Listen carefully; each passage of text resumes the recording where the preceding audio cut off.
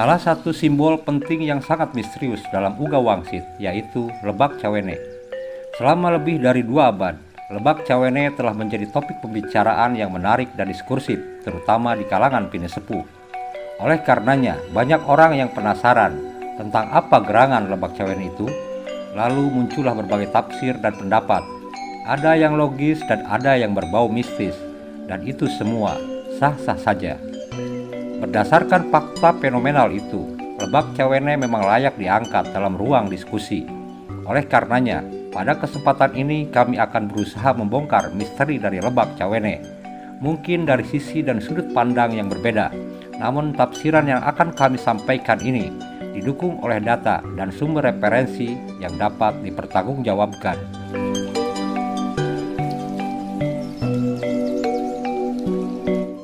Namun sebelum kami memulai pembahasan, ada baiknya Kisanak dan Nisanak meluangkan waktu sejenak untuk menekan tanda subscribe dan menghidupkan tanda lonceng. Tindakan sederhana Anda merupakan dukungan nyata bagi kami agar terus hadir berbagi wawasan kesejarahan di Nusantara dan memperkaya hasanah pengetahuan dari berbagai perspektif. Dalam Uga Wangsit Siliwangi yang sudah populer di berbagai media, nama Lebak Cawene ditemukan dalam 2 paragraf. Paragraf tengah berbunyi, Daria nu dibelah kulon, papai ku Daria lacak kisantang, sabab engkena, turunan Daria jadi panggeing kadulur jeung kabatur. Kabatur urut salembur, kadulur anu nyorang saayunan kasakabeh lurancage di hatena. Engke jaga mun tengah peuting ti gunung halimun kadenge suartu tunggulan. Tah eta tandana saturunan Daria disambat kuludeg kawin di Lebak Cawene. Kalian yang di sebelah barat telusuri oleh kalian jejak Kisantang, karena nantinya keturunan kalian yang akan menjadi pengingat ke saudara dan teman, kepada teman bekas sekampung, kepada saudara yang pernah sepemahaman, ke semua yang mulia hatinya. Nanti di masa depan apabila tengah malam dari Gunung Halimun terdengar suara bertalu-talu, itulah tandanya seluruh keturunan kalian diundang oleh yang akan kawin di Lebak Cawene. Yang kedua, pada 2 paragraf sebelum akhir berbunyi, Nereangan budak tumbal, sejana dek parenta tumbal, tapi budak angon angges eueuh, geus narindak bebarengan jeung budak anu janggotan, geus mariang pindah ngababakan parindah ka Lebak Cawene. Mencari-cari budak tumbal tujuannya mau meminta tumbal, tapi budak angon sudah tidak ada. Sudah pergi bersama dengan anak yang berjanggut, sudah berangkat pindah membuat pemukiman, berpindah ke Lebak Cawene. Kita bahas satu persatu dari kedua paragraf itu. Pada rangkaian kalimat yang pertama yang perlu disoroti yaitu kalimat Daria nu dibelah kulon, kalian yang di sebelah barat. Kita tentu tahu dari Uga Wangsit Siliwangi populer, yang dimaksud kalian yang di sebelah barat adalah pengikut setia Sang Prabu yang memilih akan pergi ke arah barat. Mereka inilah yang sepatutnya tahu di mana Lebak Cawene, karena keturunan mereka lah yang kelak akan datang ke Lebak Cawene untuk menyaksikan nudeg kawin atau yang akan kawin, yaitu budak angon. Wasiat itu begitu terang benderang bahwa yang akan menyaksikan adalah nudi belah kulon yang di sebelah barat. Di manakah sebelah barat dalam Uga Wangsit itu? Semua pemegang amanah resmi Pantun Bogor yaitu Rakyat Minda Kalangan, Saleh Dharma Sasmita dan Ki Anis Jati Sunda, serta peneliti ilmiah lainnya meyakini bahwa daerah itu adalah Kabupaten Lebak dan Pandeglang Provinsi Banten. Maaf Kisanak dan Nisanak, ini bukan rasis atau karena kami tinggal di daerah kulon ini, tapi menyampaikan apa adanya, sesuai pesan dari leluhur, lojor temenang dipotong, pondok temenang disambung, yang artinya panjang tak boleh dipotong, pendek tak boleh disambung. Paralun.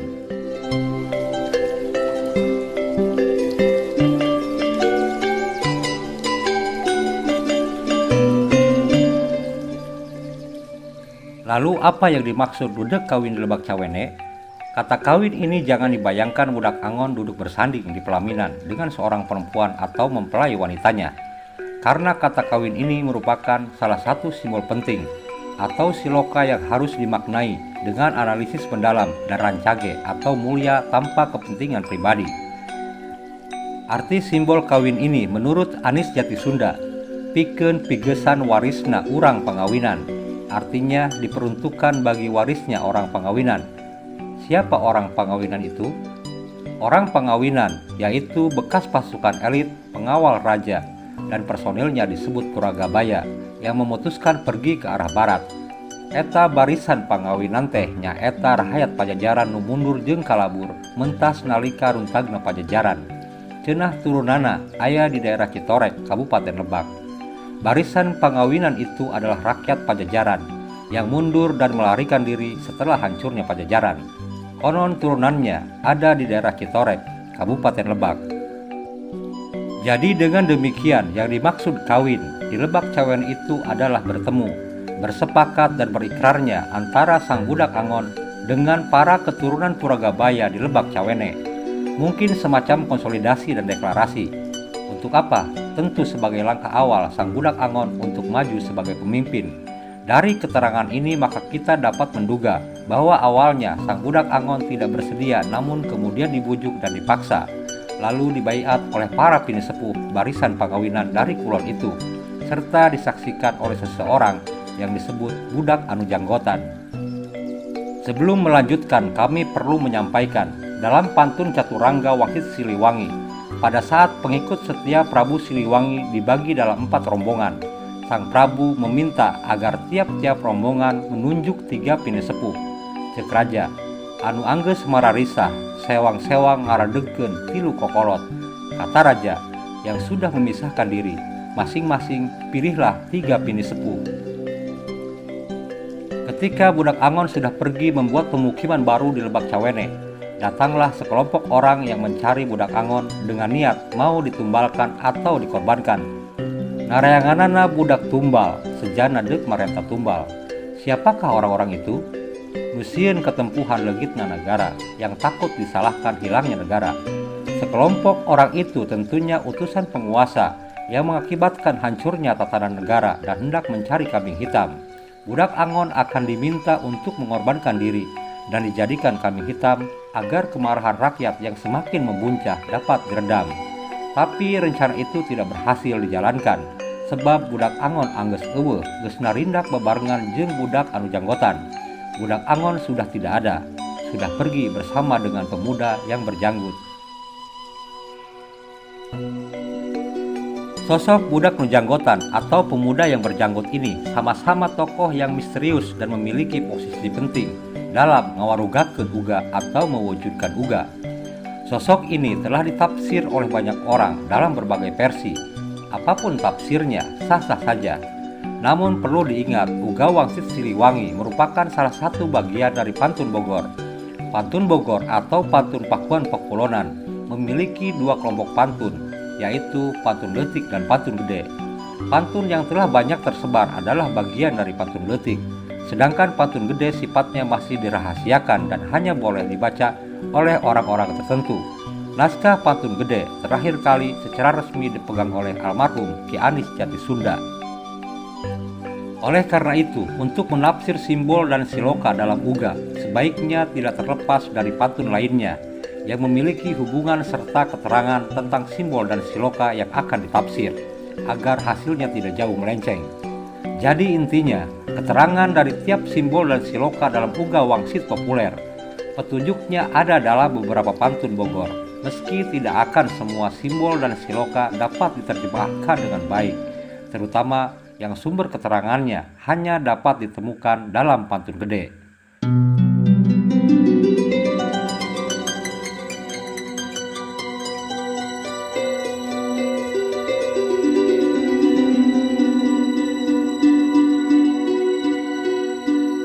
Metode analisis yang kami gunakan ini sesuai dengan petunjuk Sri Baduga dalam Sang Hyang Siksa Kandang Karesian. Hayang nyaho di pantun mah, langga larang, banyak catra, Siliwangi, Haturwangi, prepantun tanya. Bila ingin tahu tentang pantun, langga larang, banyak catra, Siliwangi, Haturwangi, tanyalah juru pantun. Untuk membahas apa dan siapa langga larang, banyak catra dan Siliwangi, mungkin harus dibuat dalam konten yang lain karena bahasannya cukup panjang. Namun kali ini kita sedikit ulas tentang sosok yang oleh Sri Baduga disebut Haturwangi, karena Haturwangi adalah karya akhir dari sang budak Angon kelak, yaitu mempersembahkan keharuman dari putra Sunda bagi kejayaan bangsa dan negara. Begitu pula simbol Lebak Cawene dan Budak Janggotan termasuk dalam perjalanan pantun Haturwangi. Jadi untuk mengetahui jawabannya, prepantun tanya, tanyalah pada juru pantun. Tentang apa dan siapa sosok pemuda berjanggut kita akan bahas di konten selanjutnya. Pengertian pantun dalam tradisi Sunda bukan sejenis sastra tutur seperti di daerah lain. Pantun di sini adalah kisah perjalanan yang di dalamnya memuat banyak simbol dan siloka yang dituturkan oleh seorang juru pantun atau prepantun. Biasanya disampaikan sambil memetik kecapi bersenar tujuh yang sekarang sudah sangat langka dan hanya bisa ditemukan di Baduy. Prepantun yang terkenal diantaranya yaitu Aki Buyut Baju Rambeng. Pantun-pantun yang dibawakannya itulah yang kemudian dikenal sebagai pantun Bogor atau pantun Pakuan Pakulonan. Oleh karenanya, bila kita ingin tahu Lebak Cawene, tanyalah juru pantun. Kita mungkin tidak bisa langsung bertanya kepada Aki Buyut Baju Rambeng yang misterius itu. Tapi karyanya sudah dituangkan dalam bentuk naskah, yaitu pantun letik dan pantun gede. Jadi kita dapat menelusuri jawabannya dalam pantun-pantun itu. Dengan demikian, salah satu kemampuan yang harus dimiliki dalam proses mapai uga atau agar dapat memecah rahasia-rahasia simbol dalam uga waksit Siliwangi populer, yaitu wajib menguasai bahasa Sunda dari berbagai masa, terutama Sunda Buhun. Karena dalam pantun banyak kosakata bahasa Sunda yang bersifat buhun atau sudah jarang ditemukan dalam bahasa Sunda modern dan kekinian. Selanjutnya kita ke pokok bahasan tentang Lebak Cawene.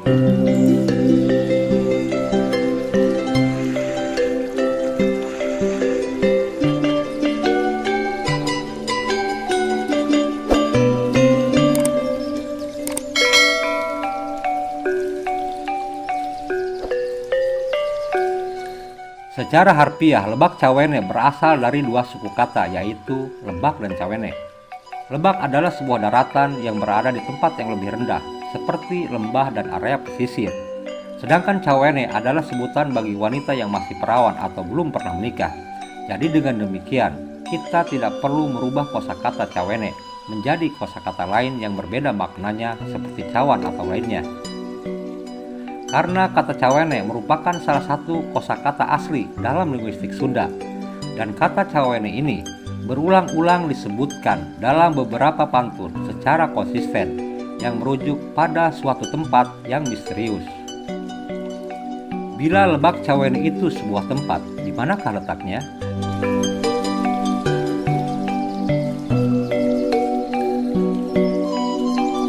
Sumber keterangan tentang petunjuk spesifik di manakah letaknya Lebak Cawene yaitu di pantun gede yang isinya tidak dipublikasikan. Namun sepertinya perlu sedikit dibuka, terutama bagian-bagian yang sudah pernah terpublikasikan oleh Ki Anis Jatisunda. Kisah Lebak Cawene masih terkait dengan kisah pasca runtuhnya Pajajaran. Lebak Cawene merupakan sebuah belantara yang dikelilingi gunung-gunung. Nama gunungnya belum bisa disebutkan sebab masih disakralkan atau ada dalam pantun gede. Berada di daerah Pelabuhan Ratu, berbatasan dengan daerah Cibareno, Kabupaten Lebak, Banten. Berbatasan juga dengan Kecamatan Kalapanunggal, Kabupaten Sukabumi, Jawa Barat.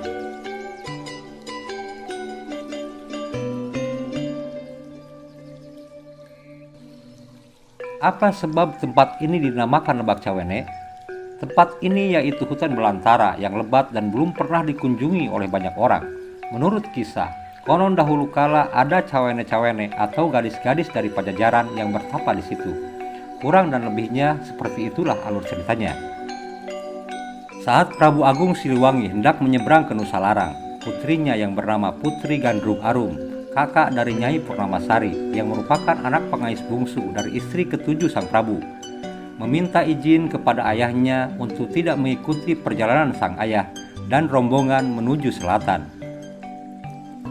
Sejak melihat pelangi berundak tujuh yang munculnya dari lautan lalu jatuh ke daratan di sebuah lembah, sang putri sangatlah tertarik dengan tempat itu. Konon pelangi berundak tujuh itu artinya ada 7 lapis pelangi, bukan 7 rupa warnanya sebagaimana biasanya, tapi ada 7 pelangi berlapis 7 tersusun dalam satu pelangi. Sang putri berniat untuk bertapa dan membuat pemukiman baru di tempat itu. Lalu oleh sang ayahnya direstui. Putri Gandrung Arum pun meminta pada ayahnya agar ia ditemani oleh 7 cawene yang memiliki kecantikan sepadan dengan dirinya, serta memiliki tanda berupa tai lalat atau karang sebesar butiran beras di 7 bagian tubuh yang berbeda, karena sang putri pun memiliki tanda seperti itu. Dalam kisah ini, permintaan sang putri dikabulkan oleh Prabu Siliwangi, lalu berkata, "Heug atuh nyai, hop bae deuk ngababakan mah, kalawan dilebak dinya ku amma deuk di ngaranan lebak cawene. Lantaran aranjeun pisan anu ngababakan, sarta aranjeun marasih cawene keneh. Silakan nyai, silakan bila saja hendak membuat pemukiman. Dan di dataran itu akan ayah namakan lebak cawene, karena kalian yang akan bermukim masih perawan atau cawene." Sekarang kita balik ke satu kisah lainnya dalam kisah Pajajaran, yaitu di saat rakyat Kalang Sunda Makalangan. Saat Kalang Sunda menyembunyikan Nyai Putri Purnamasari di Gunung Sirum, ia tersesat dan kebingungan karena melihat kunang-kunang yang sulit dikejar-kejarnya, tapi malah kemudian masuk ke wilayah Lebak Cawene. Saat tersesat itu, Rakyat bertemu dengan Putri Gandrung Arum. Rakyat sangat terkejut saat disambut oleh sang putri karena tidak menyangka kalau sang putri bermukim di situ. Sang putri menceritakan niatnya untuk bertapa di tempat itu pada Rakyat. Lalu Rakyat pun berkata bahwa ia akan memagari pelataran itu dengan 9 pohon beringin dan pohon kiara yang nyakra bumi, agar tidak ditemukan oleh siapapun yang mencari. Sangkan ulah gampang teuing jelema nyaraho kana enggon tatapa jeung ngababakan maraneh. Kukula deuk di ngaranan Lebak Cawene, kalawan edeuk dipager deui ku awun-awun di teja wulung. Sangkan eta leuweung sok sanajan beurang, tapi salilana bakal poek kehalangan ku halimun. Agar jangan mudah orang tahu tempat bertapa dan bermukim kamu, aku akan menamakannya Lebak Cawene dan juga akan dipagar oleh awun-awun di teja wulung, agar belantara ini walaupun di siang hari selamanya bakal gelap terselimuti kabut. Setelah itu sang putri pun berkata, "Sing saha nu hayang nyaho ka Lebak Cawene ngan ukur arinyana nu kawaris. Ari anu henteu kawaris mah moal, sedeng anu kawaris teh teu sakabehna sakur budak angon anu disebut budak janggotan. Eta wungkul anu baris nyaho ka Lebak Cawene. Saha-sahana mah teuing, sok sanajan eta nu kawaris, tapi lamun hayang asup ka Lebak Cawene tetep kudu ti lawang saketeng. Saha-saha anu henteu ngaliwatan lawang saketeng, pasti kana sasabna." Barang siapa yang ingin tahu ke Lebak Cawene hanya untuk mereka yang terwariskan. Bila bukan yang diwariskan tidak akan bisa. Sedangkan yang terwariskan pun tidak juga semuanya, kecuali budak angon dan yang disebut budak janggotan. Hanya itu yang akan tahu ke Lebak Cawene, tetapi harus masuk dari lawang saketeng atau pintu gaib. Siapapun yang tidak melewati pintu itu pasti akan tersesat.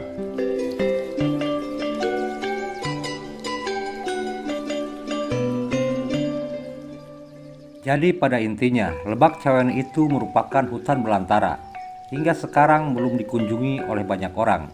Mungkin ada yang tanpa sengaja ke tempat itu, tapi takkan melihat apa-apa selain belantara yang angker.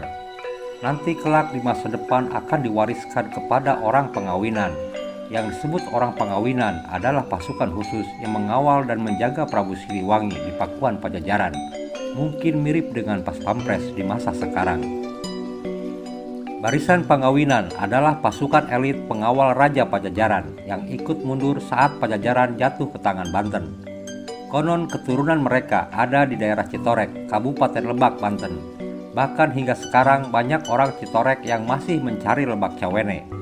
Bahkan menurut Ki Anis Jati Sunda, sekitar tahun 1964, orang Citorek dipimpin oleh Puun Madrayi pernah menemui Bupati Sukabumi Raden Kudi Suryadiharja. Mereka meminta izin untuk membuka areal perkampungan baru di sebuah hutan belantara yang disebutnya Lebak Cawene, di salah satu wilayah Pelabuhan Ratu. Namun maksud dan tujuan mereka ditolak oleh Bupati. Karena penolakan itu, Puun merasa malu hingga kemudian meninggal dunia. Karena kabar akan membuka areal baru di Lebak Cawene itu sudah tersebar di tengah masyarakat Citorek. Adapun alasan Bupati Sukabumi tidak memberi izin karena disinyalir ada seseorang yang tersasar dalam mewujudkan Lebak Cawene sebelum waktunya. Keterangan ini, kata Ki Anistiati Sunda, berasal dari rakyat Minda Kalangan.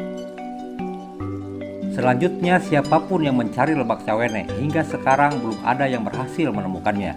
Meskipun banyak orang yang berani menunjuk suatu tempat sebagai Lebak Cawene yang sebenarnya, padahal hanya dugaan subjektif atau atas dasar tafsir individual mereka semata yang kebanyakannya tidak mendasar. Lebak Cawene memang ada dan jelas di mana tempatnya, tapi di mana letak persisnya hingga kini belum dapat dikunjungi. Apa sebabnya? Ulantaran hese di sabana mun hanteu boga sadumuhuna, karena sangat sulit didatanginya apabila tidak memiliki mantranya. Sadumuhun atau mantra khusus inilah yang menjadi kunci terbukanya tirai alam atau halimun yang menutupi wilayah Lebak Cawene. Setelah mantra itu dibacakan, maka akan tampak di mana pintu masuknya yang disebut lawang saketeng itu. Lalu terbukalah tirai misteri yang berwujud kabut tebal itu. Sekilas tentang mantra khusus ini terkesan mistis atau sulit dijangkau oleh logika. Namun kami akan berusaha menjelaskan secara logis kepada Kisanak dan Nisanak semua. Kita ambil sebuah contoh kasus, yaitu pintu ke-6 di kuil Padmana Baswami di Kerala, India. Pintu besi tanpa handle bernama Baratakon Kalara itu hingga kini tidak bisa dibuka dengan cara apapun, karena dibutuhkan mantra khusus untuk membukanya. Mantra itu konon bernama Garuda Mantras atau mantra Garuda. Banyak yang sudah mencoba membuka gerbang itu dengan mantra tersebut, tapi tetap tidak bisa dibuka. Karena konon belum ada orang yang bisa membacakan mantra itu dengan ritme atau nada yang benar. Konon nada yang benar saat membacakan mantra Garuda harus berasal dari seseorang yang memiliki kesucian hati. Kalimat, ritme, atau nada yang benar menandakan bahwa selain rangkaian kalimat mantra, diperlukan intonasi atau frekuensi suara yang tepat. Resonansi tertentu inilah yang bisa menggerakkan rangkaian kunci otomatis hingga terbuka sendiri. Analogi yang lebih sederhana mungkin seperti kunci digital yang menggunakan sensor suara, seperti dalam handphone Android. Seperti itulah kira-kira sadumuhun atau mantra khusus yang menjadi kunci terbukanya tirai alam atau halimun yang menutupi wilayah Lebak Cawene. Wallahu a'lam bishawab.